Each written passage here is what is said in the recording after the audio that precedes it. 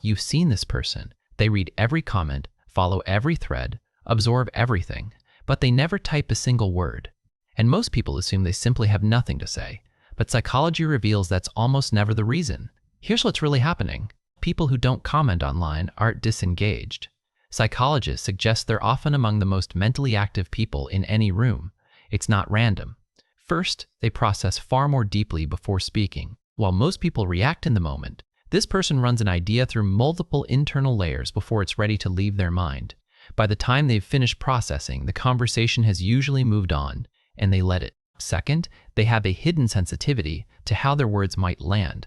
It's not that they fear conflict, it's that they secretly hold their own expression to a very high standard.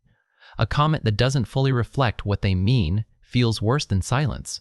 Psychologists call this expressive perfectionism. Third, they can sense the performance woven into online comment culture. They notice what others scroll past, that most comments are less about connection and more about being seen. And once that pattern becomes clear, participating in it feels subtly hollow. They don't lack opinions, they lack the desire to perform them. Fourth, their self-worth doesn't depend on public validation. They don't need replies, likes, or agreement to feel their perspective has value. Research shows that people with a more internalized sense of identity are less driven to seek digital affirmation. For them, thinking something clearly is often enough. Fifth, observation is how they connect with the world. They absorb word choice, tone, and patterns that most people scroll right past. This reveals something deeper. Watching isn't passive for them, it's how they stay sharp. Sixth, their silence is a boundary, not an absence.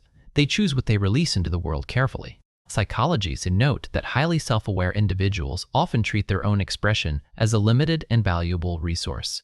What they don't say is not emptiness, it's restraint with a purpose. If this describes you, here's what psychology wants you to know.